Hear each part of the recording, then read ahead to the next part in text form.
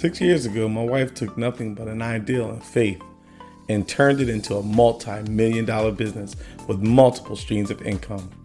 As a woman possessed, she overcame all obstacles and created multiple streams of wealth that has impacted our family for generations to come. From mental health professional to therapist to author to CEO, she is a constant reminder of the grace of God over her life. Get ready to listen to and take notes from Stenell, the money therapist, as she schools you on money, entrepreneurship, and life skills that was not taught. No more excuses. Wake up! Thank you, husband. Welcome back to No More Excuses, Wake Up, where we talk about money, entrepreneurship, and life skills that was not taught. I am your host, Stenell Myers, also known as Stenell, the money therapist.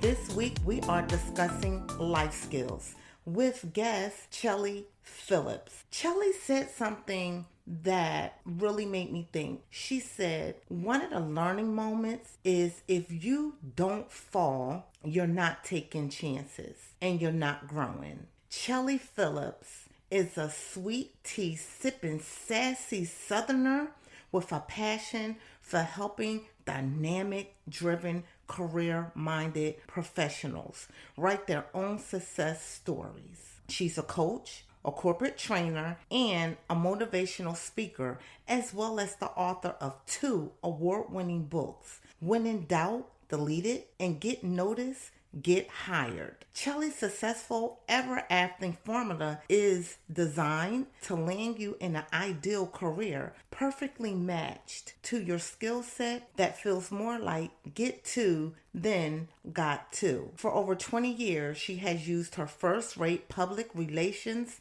and communication skills to help countless people create an authentic personal brand designed to get them noticed and hired. She also leads corporate trainings and creating a company culture that encourages employees support, growth, and community. Chellie is on a mission to help others tune in to make them great package if properly and use their existing skill set to find the path to their highest potential. I had an opportunity to talk to Chellie and to really understand her background and her knowledge and her story. So get ready. Chellie Phillips is about to bring you her background story to who she is and why she do what she do today. Welcome to the show, Chellie Phillips. How are you? I'm doing great. I'm just excited to be here and share with your guests tonight. I am excited. I think I'm more excited because we have a lot in common.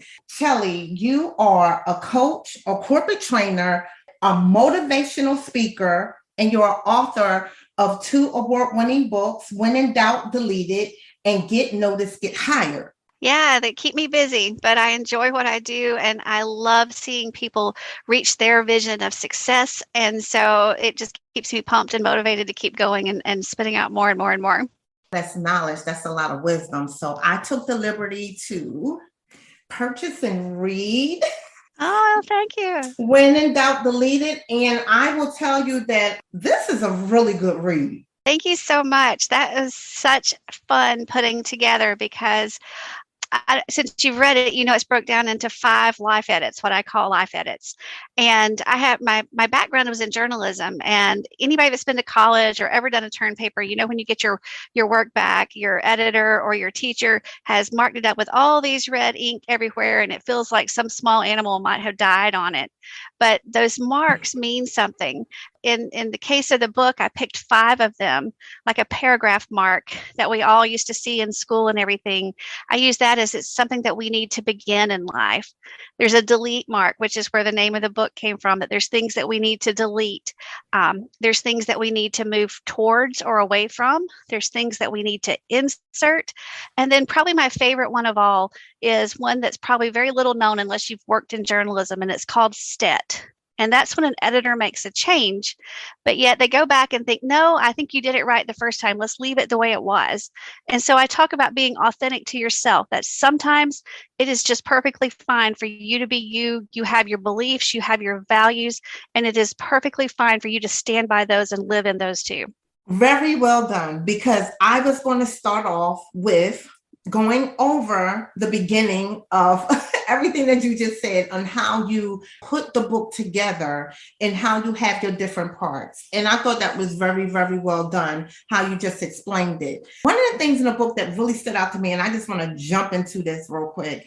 Well, it was a couple things that really stood out to me, really, honestly.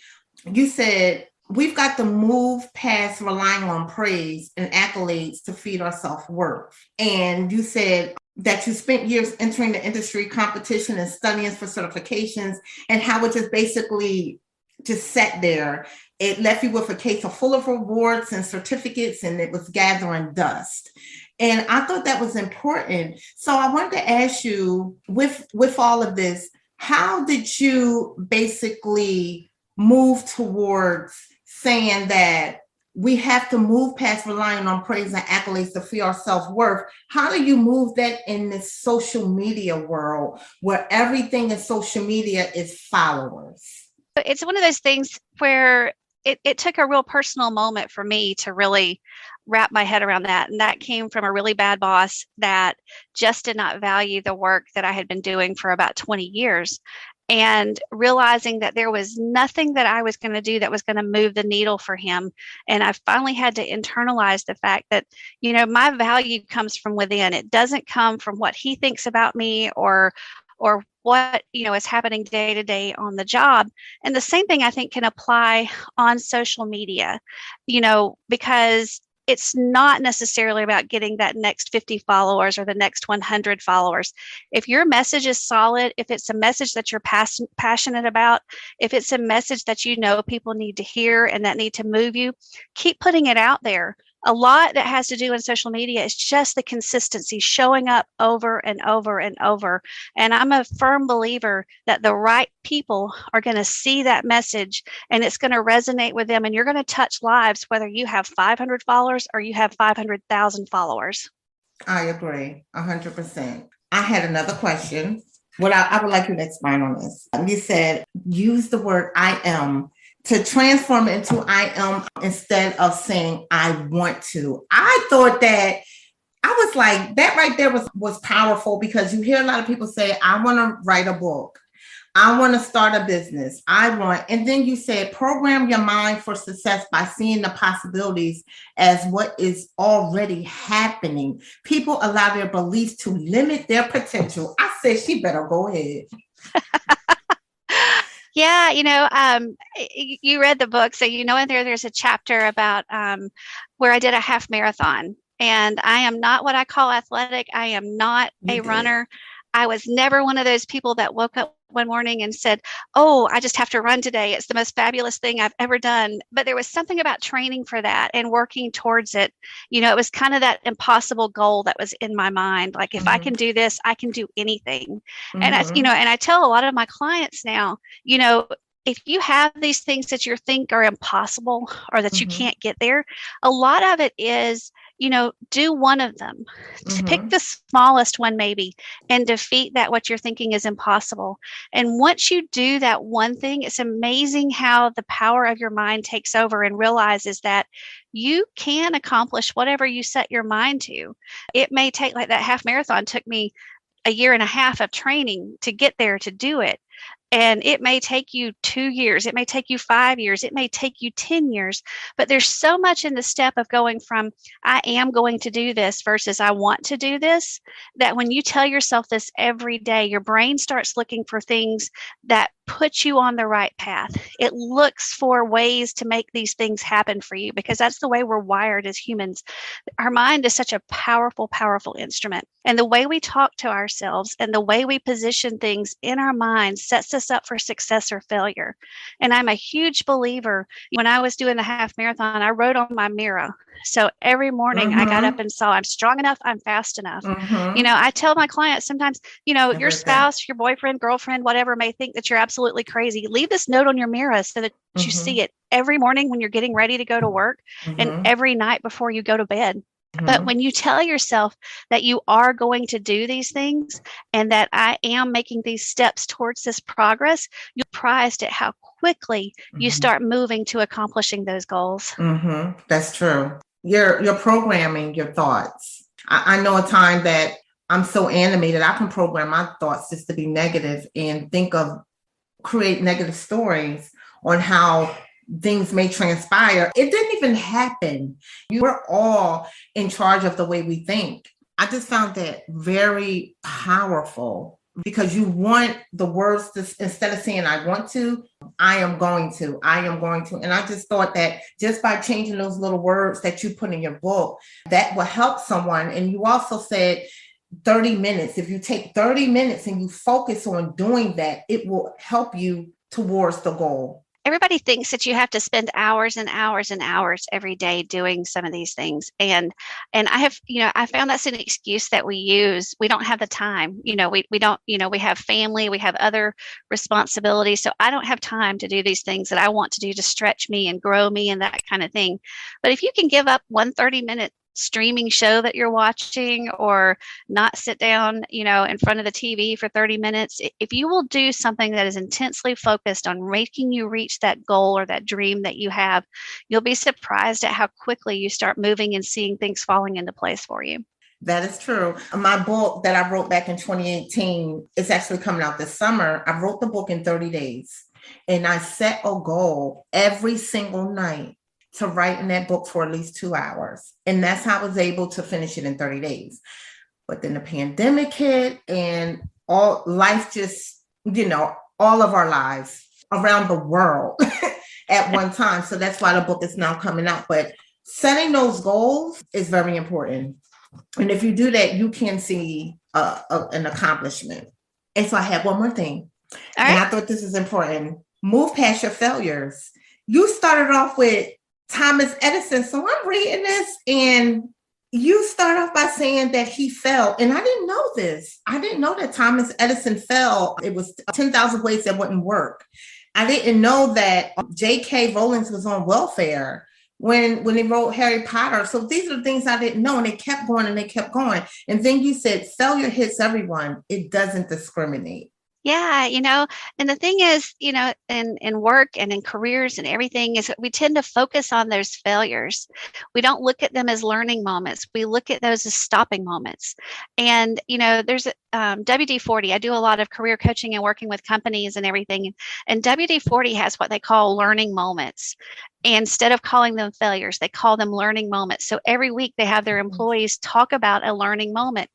If it was something that didn't go right, they kind of dissected it and broke down what went wrong and how can we learn from it and how do we know not to do this again. And then they also focus on the positive too. If something went right, they share it with the whole group so the whole group can learn from it and put those things into action that they're doing daily. And this goes back to what we're talking about, how our brains are wired. We're wired to kind of focus on the negative. And if you really start letting that just take hold and take root, you begin to lose sight of the value that you do have inside of you and what you do have that you can offer the world, whether it's in your career, whether it's in your business, or whether it's just in your family and friend set. We all find ways to stop our progress. Instead of looking at the negative side of failure, look at what you learned from it and how you can keep from repeating that the next time. How can it make you stronger in your job? How can it make you a stronger parent? How can it make it stronger in your relationship? Because a failure doesn't have to be the end of something. It can really be that learning moment that springboards you to another level of success. That's true. When I read that in your book, it took me right to, I was sitting in my parking lot. I think I just came from getting some supplies. I think I was in my second year or my first a year and a half in starting my case management business. So after school program and my case management agency, literally, I started them together at the same time. I received a dream from God and I just went on with it. And I was sitting in the car and popped up in my email, and I just started the business. Someone just quit and I needed her. And that, when I tell you that quick moment, I said, I'm done. I can't do this. This is another person. I'm doing this all by myself.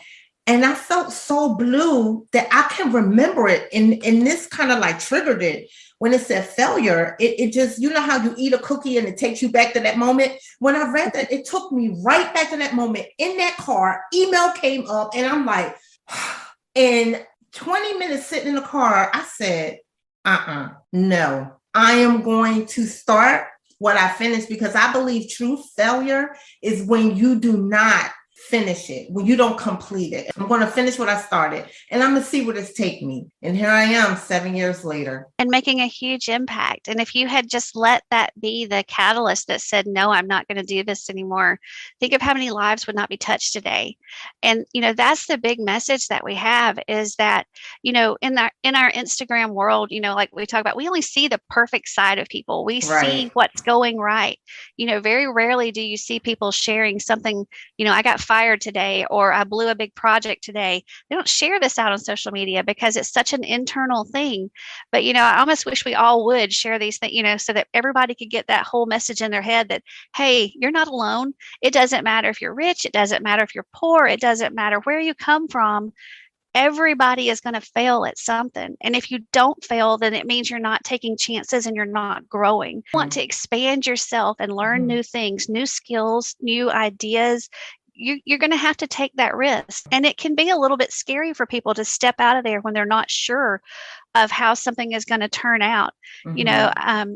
That's one of the big things, is that fear of failure that keeps people from actually moving forward. They would rather stay where they are and kind of be miserable than take that chance in the unknown.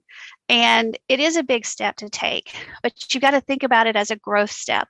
You've got to think about it as, if I'm going to learn this and I'm going to embrace it, I've got to be willing to take the bumps along the way. And just think about how that learning experience is going to be something that you can share with someone else who may go on to do even bigger and better things than you were, because they saw you get through something and they learned from you. What about when you say failure and people stop in what they're doing? What about rejection? Because that is another issue that kind of intertwine and go with failure, is failure or afraid of rejection. And then we interject and put that inside the social media world, because social media is big. We now we're afraid that we may be rejected. What do you think about that? It's hard not to internalize that. It's just like when the boyfriend in 6th grade broke up with you, you're like, it's that feeling automatically again that someone doesn't like me, that someone doesn't think that I'm worth XYZ anymore. Right. And, I have to go back to that I was saying earlier, that when you put stuff out there and you risk sharing your passion and your heart with people, there are going to be people that message doesn't resonate. And you have to kind of get used to the fact that that's not your tribe. That's not your people. That's not that's not who you're called to send your message to. If it was, they wouldn't be rejecting you. And so I look at more of rejection now that, that I've gotten more out in the public with my message and had more clients and different things like that. I've gotten to that point where I look at it as, it's almost like culling the field for me, that it's like, okay, they didn't need my message anyway, so I don't want them here being a distraction to those that do.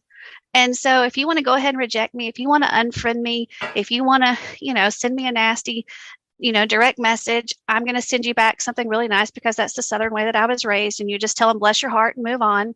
And then I'm going to focus on the people that the message really matters to. That's where you have to take your strength from. You have to take your strength from the fact that, there are people out there that are getting value from what you're putting out there, and you're making a difference in their life. Right. That's true. That is true. Yes.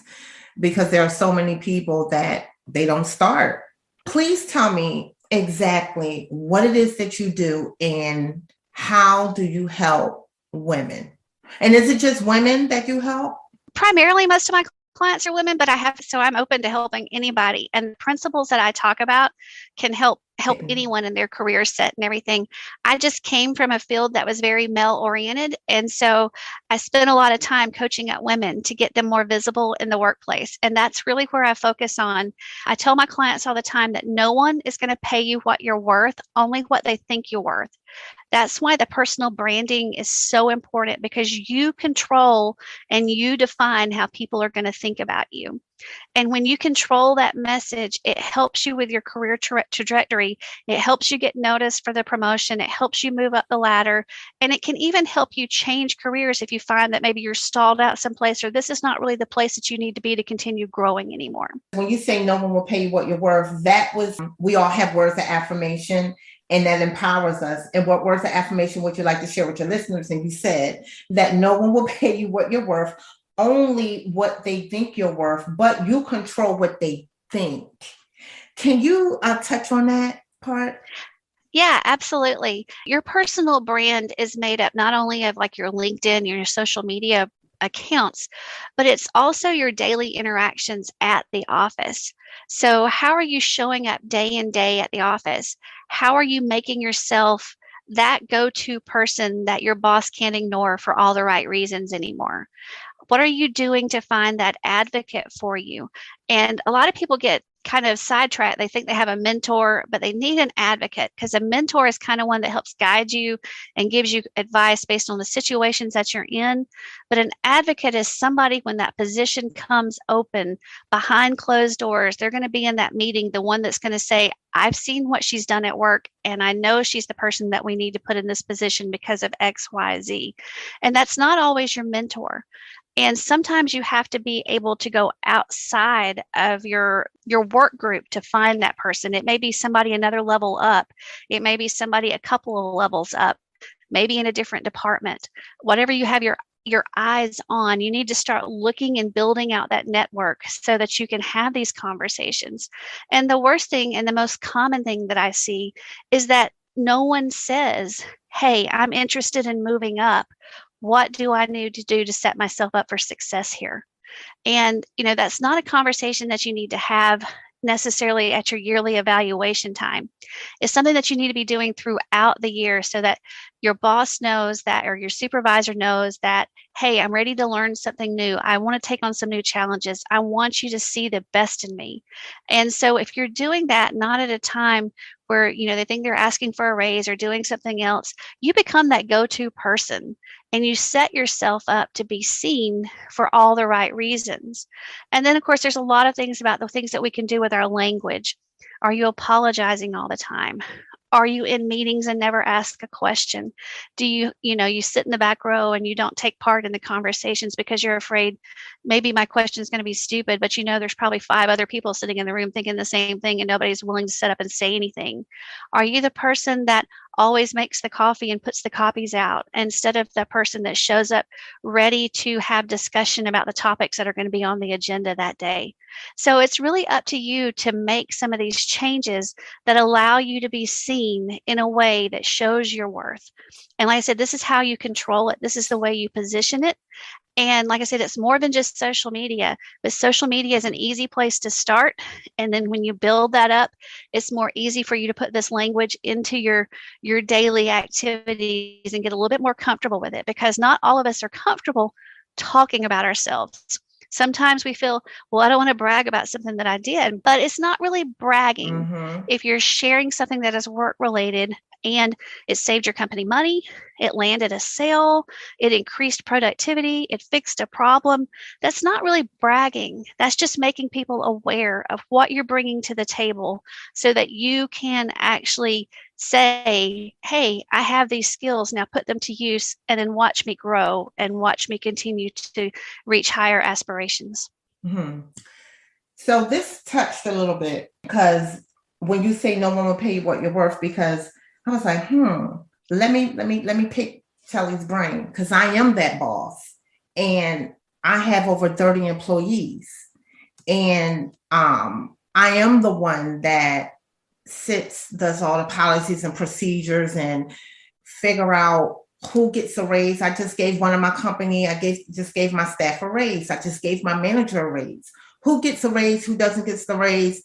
But from that angle of me being a boss, and then hearing on the flip side of saying that, no one is going to pay you what you're worth, it always makes me think that, I wonder what they're thinking. Just to be transparent here, are they thinking, am I paying them what they're worth? Because in my after school program, I have 2 nonprofits. And in my after school program, I just can't. It's a grant. So when they ask me, the grant is the grant, and I try to explain to them, and they're just, a lot of the certified teachers do not get it. And I only can give you what I can give you. And when we redo the grant next year, I'll say, I'll try to make changes in the budget. And everybody doesn't understand the language. Everyone doesn't understand. So when you're dealing with a nonprofit and then you're dealing with a for-profit, over here with the for-profit, I can give you a little leverage. But with the nonprofit, I just can't. I can't. Wow, this kind of touched, because I am the boss, and they may think that I'm not paying them what they're worth. And this is what I do tell them. I had to let somebody go, but she begged to come back. And I said, this may not be the time for you. Like, I may, your season may be up, because we're just not able to see eye to eye. And when we're talking about children and you're talking about money, I have an issue with it, because if you understand anything about a nonprofit, there's a certain limitations that you can and can't do. So I just wanted to kind of ask you a question on that, because I am the boss that you're talking about. I'm gonna hit this on 2 fronts. Okay. So the first one, I'm going to address like the nonprofit side of it. Sometimes worth doesn't have to equate to money. I think the fact that you're very transparent, that the people that are working for you understand this is a grant position. If they know here's the budget for the organization, here's what the grant covers, here's your expectations, here's what, I can offer you for that, and they sign on. Do you bring them in and allow them to be part of the success of the organization by listening to their ideas, by allowing them to have input in, maybe programming and different things like that? Because worth can translate into something other than a raise. Worth can mean that you're valued for your ideas and opinions. And then if you do rewrite the grant, are they involved in that grant writing position so they see what it takes to put? I've worked with people putting grants together before, and some of them are not that easy. Some of them are long and drawn out processes, and a lot of research goes into it. Have they helped put one of these together so they see what goes into it? And, if you're giving them those responsibilities and you're giving them input, a lot of times value in an employee's eye is being able to see themselves as part of the success the organization has, something other than just an employee. They want to know that they're impacting that organization in a positive. And so, for a nonprofit, that may be the only way that you can do that. Other than having, donuts some mornings and some, sip some tea, sit down and have some tea with each other and talk about what's going on. Sometimes it's just that transparency and communicating the fact that I do value what you're doing. I do want you to be a successful part of this organization, and I'm here to listen, and I will do what I can to make that possible. Now, on the for-profit side, if you had an employee that came in on Monday morning and sent you an email and said, here's the top 5 things I'm working on this week based on what you shared last week that we needed to accomplish. Here's what I finished up last week. And is there anything else that I can do for you this week that you would rather me prioritize? If they sent you that on Monday morning, would they not become top of the mind week after week after week as somebody who's being very proactive, taking the initiative of where this organization is going? Their work is matching what you're valuing at this point in time. And then say on Thursday, they send you an email back that says, here's what I've accomplished on these 5 things right now. I'm getting ready to plan my week next week. What do you want me to focus on? And here's some information that I still need to be able to finish up X, Y, and Z. Can you lead me to where I need to go to find this, or can you help me? If you had an employee that did that consistently, when anything came available, would they not be your first person that you thought of? Because they're adding value to you. Their work is matching what you think are priorities in the organization. And they're taking stuff off your plate eventually Mm-hmm. because you can transfer some stuff over to them because you know what they're working on and you know that they're going to be responsible and you know that you'll have, everything you need in front of you to know what they're doing and what they're getting done. And so it's a two-way street. It's not just about you being able to give that raise. It's about the other Absolutely. person showing that they are putting in their time and their effort and they're providing a value back to you as well. Mm-hmm. So, as that boss, if you're having these conversations and you're working with your employees and you're making sure that they're doing the things that are really valuing that organization and setting you up for success, then it's going to be easier for it to trickle back down into a paycheck because you're all going to be in sync about what's happening and they're going to feel involved and they're going to feel like you're listening and that you're guiding and doing the things that you need to do as well. Mm-hmm. And I will say for the nonprofit, for the nonprofit and for the for-profit, the way I run my companies is that I'm not a micromanager, and I'm very strategic in who I hire. My companies are in New Jersey, and I'm running them. I'm here in Florida now. And that means those people that I put in place are running it while I work on the company. They work on the daily operations, and that's how I train them to do. So I have my manager and my assistant. And what you just described, the Monday morning and Thursday morning, that's those two ladies. They do 100% in everything. So I just wanted to, address that and say, okay, when we talk about that boss and they say, well, what am I worth? I'm not worth this, because I used to say that too. Like, I'm not worth this. And that's why I left and started my own, just like you did when I read your story. Oh, let's break it down. So your business, you said you help women, you help men, you help anyone that need it. And is this predominantly online? How are you working with them? Yeah, I do most of my coaching online with Zoom, just like we're doing podcasts now.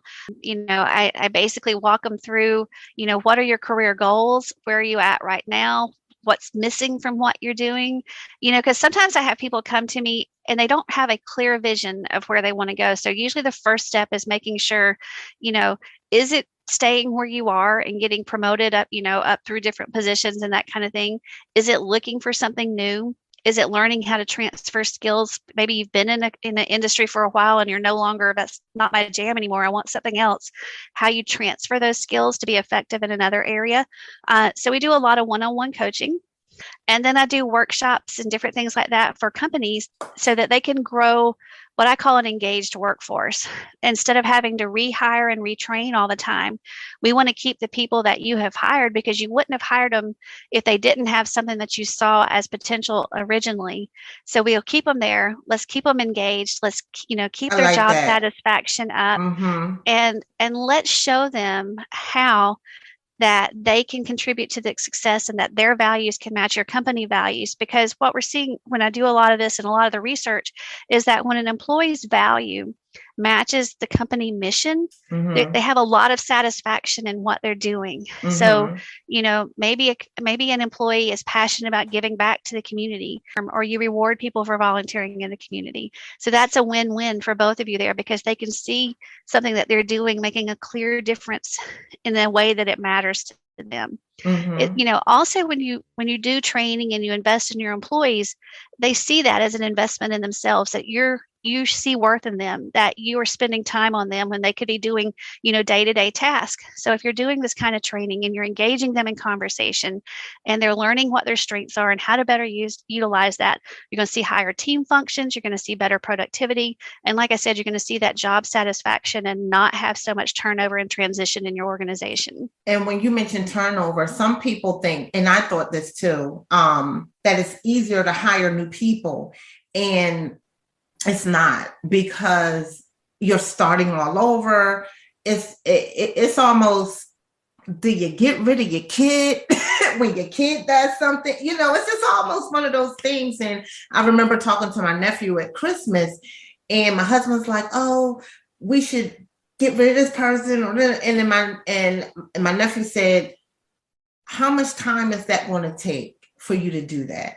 we're talking about time. Is it going to be harder to start over because it's about what is easier? Is that person teachable, coachable? Can you change that? So it was a way that we were able to think, to say, okay, what are some of the things that I need to do for myself even better, so that way I'm not having the issue with this person? Because sometimes it could be the head, depending on the situation, of letting things go or letting things slide, or so I thought hard about that, and I literally changed my entire policy.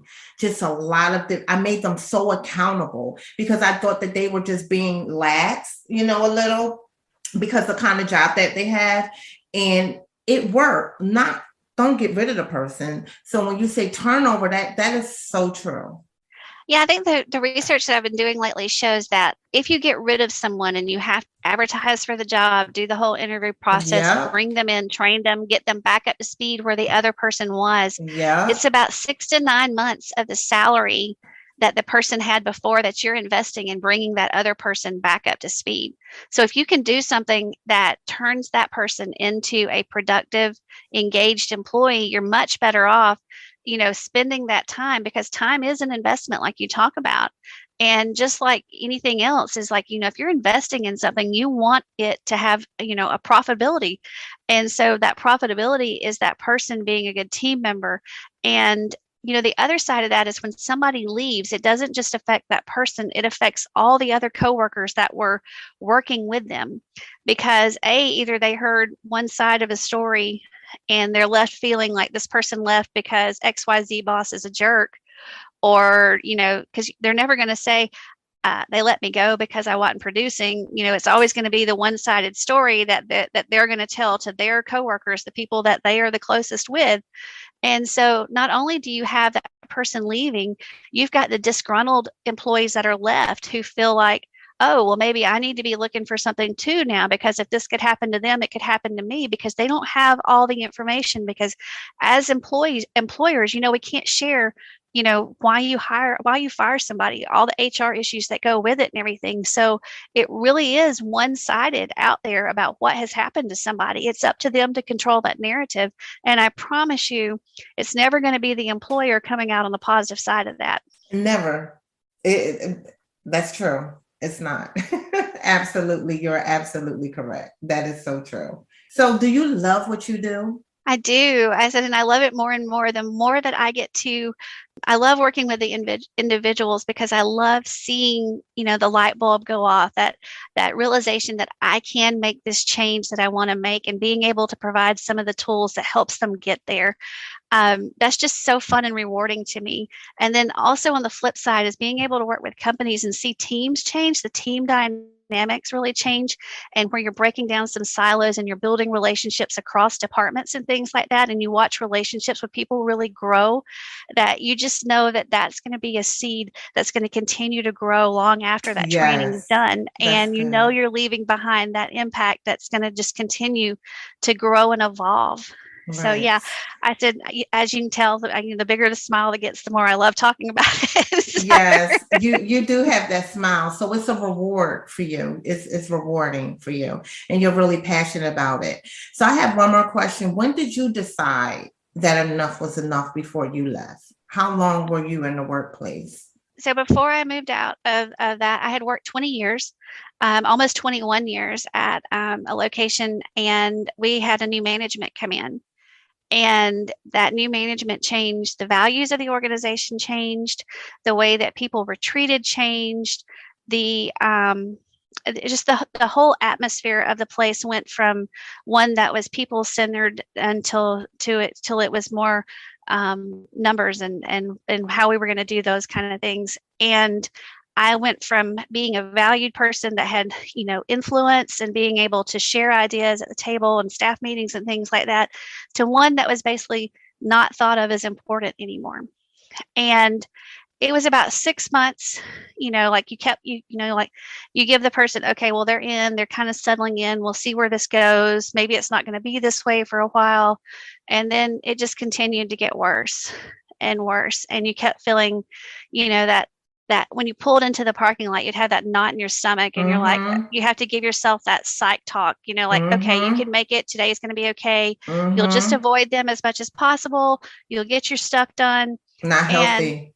no, I had migraines. I went home. Mm-hmm. I wasn't nice at home because I was bringing all that stress home, Mm-hmm. and so it was really my turnaround came. You read the book, so my turnaround came when I got an email, basically asking if my skills came from a box of Fruit Loops, like the prize inside Couldn't believe it. that we used to fight over when we were kids, and that was that turning moment. And it was super harsh, and it was it's probably one of the maddest I have ever been. And I was so emotional over it by the time I got home. So wait a minute. So know, I'm sorry. I just so and I do know about that. So the email came in and asked you the question. Say that again. Basically implying that, that my skills must have come from a box of Fruit Loops, a box of cereal, like the prize inside. And, I talk about in the book that I had bookcase full of like industry awards and all that kind of stuff. But it was amazing to me after being in that environment for about 6 months, how one person can change how I felt about myself, made Wow. me doubt, my skill, made me doubt my ability, even made me doubt my value as an employee at that part in time.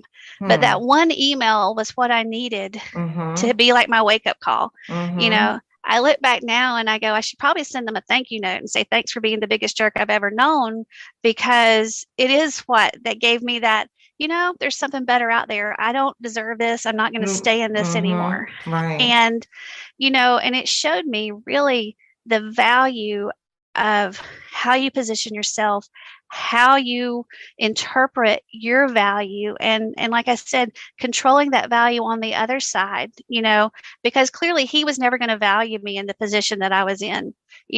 Nothing that I could have done, no award that I could have won, nothing would have changed even if I had stayed 3, 4, 5 more years there.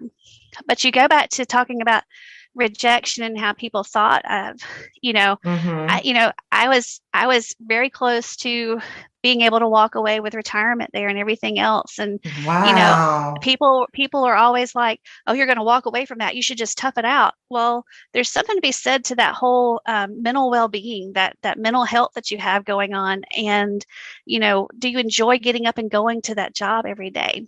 And I tell my clients all the time that my goal for them is to turn I've got to get up and go to a job till I get to go in to go do this job, because it's something that I enjoy doing Mm-hmm. so much that I'm just excited about getting up and doing it. And that's Mm-hmm. what I feel today from being able to do the things that I do and be able to share this message and this encouragement with people. And, Mm-hmm. it all goes back to, sometimes you need a bad boss to be the kick in the pants. Now I look back and go, it's probably the best thing that ever happened to me. It put me Mm-hmm. on a whole different path. A whole different path. That's The right. books have come since then, Yeah. my Wow. own business and everything since So then. you And it didn't just, write the books before that? they all came after that move. How long? Actually, the when in doubt, delete it was about a year later, because I had been blogging very consistently, and then I had started sharing some of that story, and it just kind of worked out to where, a lot of these are similar. Let's put them into buckets and see what's going to happen and expand on some. And, the reflection questions at the end of each chapter are things that I used to ask myself and go through. And, they're kind of meant to be kind of journal prompts or different things, like depending on where you're at in your career and what's going on.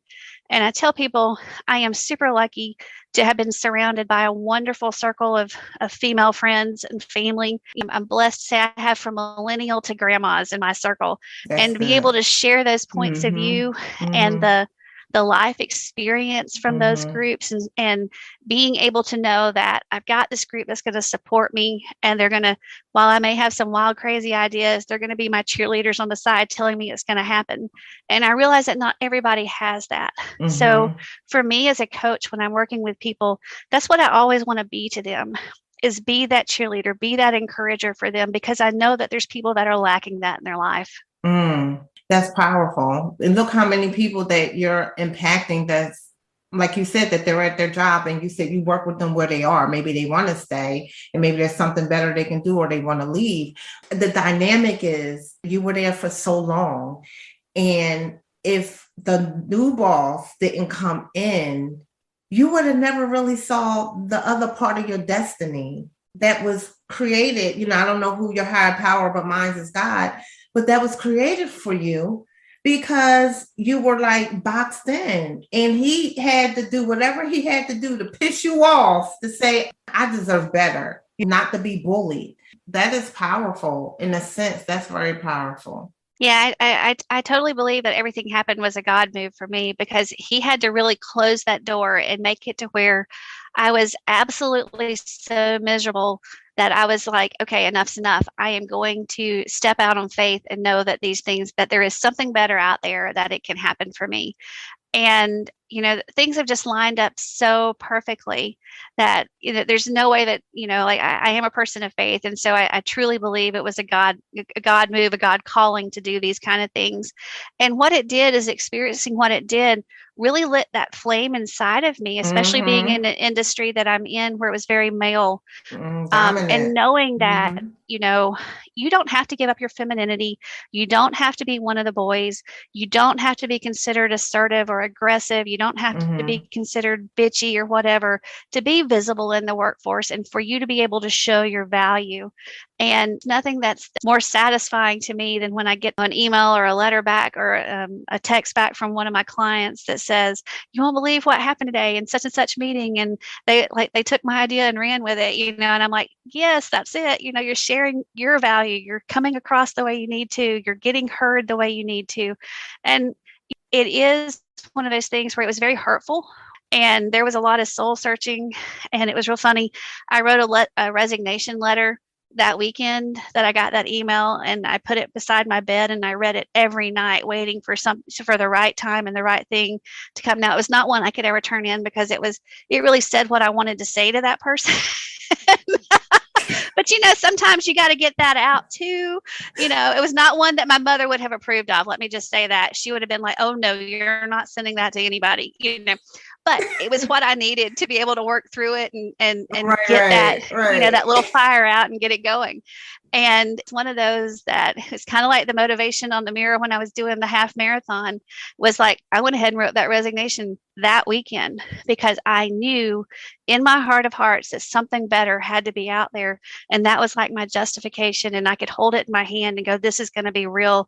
And my affirmation that this is going to be what's going to take place.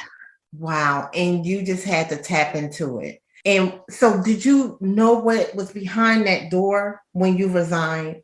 No, not really. I mean, I had been in journalism, and I had worked in public relations for years, which is why the personal branding is just so important to me, because I've seen how it can set, programs and products up, for like big launches, and that if there's nothing else, we're our most valuable investment that we have. So we should be branding ourselves, for what we're going to do. Right. But so I had the pieces. Right.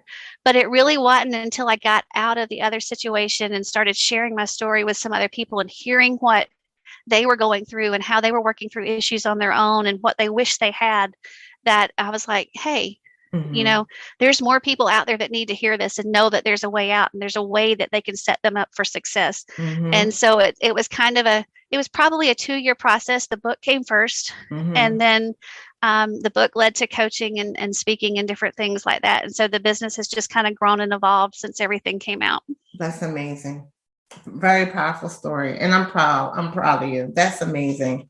If a lot of people can take that initiative and just say, there's something else. There is something else that I know that is better, that I don't have to deal with this. And that's in everything, not just in work. That's in relationships. That's just every aspect of our lives. We don't have to deal with something. And I know that feeling when you can't get out the car and go inside. I experienced that with church one time. I used to get ill, like super sad. I was like, I can't go inside that church. I can't do it. I definitely understand that feeling. I understand you're more important than what you're trying to defeat. You're more important than that. So we are almost done. I have a question for you. What are 3 things you want people to know about you? And you said, I love SEC football, Alabama. Is it Crimson Tide fan? It is Crimson Tide fan all the way. Okay. I see the enthusiasm. Love me some 80s hair bands.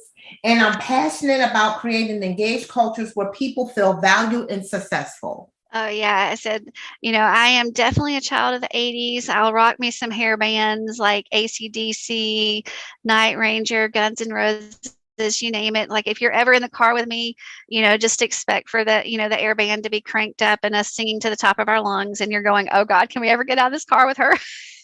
I'm So, familiar with Guns N' Roses. I'm familiar with Guns N' yeah. Roses. Yes, I am. And who is it? What's my group? That wasn't even 80s though. I think it was more 90s, but no, it was 80s. Love in the Elevator. That's my Yep. song. Aerosmith. Yes. Aerosmith. Hmm.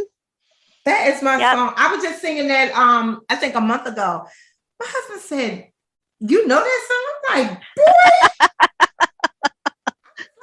I was like in sixth grade or seventh grade. I say, yes, I remember the video. Yes, I said, yes. Yes. Okay. You said 80s hair band. And so let's talk about Alabama. I'm born and raised in Alabama. I moved to Georgia about 5 years ago. But when you're born in Alabama, you declare at birth you're either an Auburn fan or you're an Alabama fan. And I have been an Alabama fan all my life. And, I think it came from when I was little, it was Coach Bear Bryant. And I think when I was little, I thought it was like a big teddy bear. And I had a thing for teddy bears then, and nobody could convince me of anything differently because they had a bear.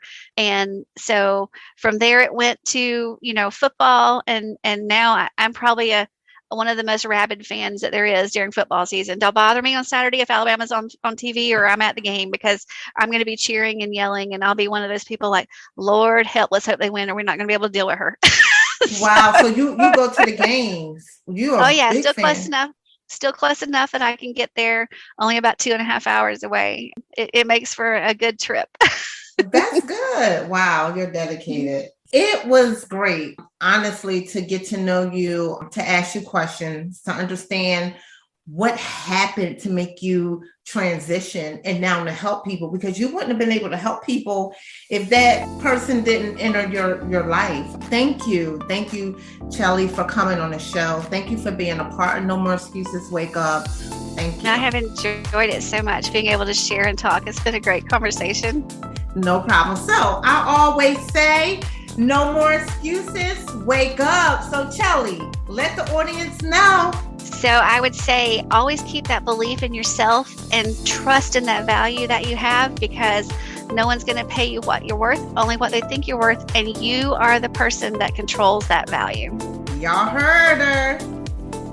Hey, smart people. I have a 3-month one-on-one personal or business coaching program. As you all know, I paid off $50,000 in debt in 1 year. I will teach you how I stayed out of debt using my burner method and personalized spreadsheet I created to fit my lifestyle and keep me on track. You will learn how to understand your money communication style using my financial treatment plan. Also, if you own a small business and you feel stuck with cash flow or feel disorganized, I teach business owners and self-employed entrepreneurs such as yourself to financially maximize your money, build wealth using your business income, and retire working on the business while your business continues to run, such as myself. You can book a call with me. The link is in the show notes. Thank you for listening to No More Excuses, Wake Up. If you love the show, please subscribe, rate, and review on iTunes or Spotify. To learn more about me and my different agencies and what I do, go to StenellMyersEnterprises.com. While you're there, check out Money Therapy Institute and watch my video where you will see me doing a little acting, showing you how I fought and kicked down closed doors. You can also click on Stenell the Money Therapist and get my free budget spreadsheet. And of course, you can email me at contact@StenellTheMoneyTherapist.com. I'm also on social media on Facebook at Stenell the Money Therapist and Instagram at Stenell the Money Therapist. No more excuses. Y'all know what y'all need to do. Wake up.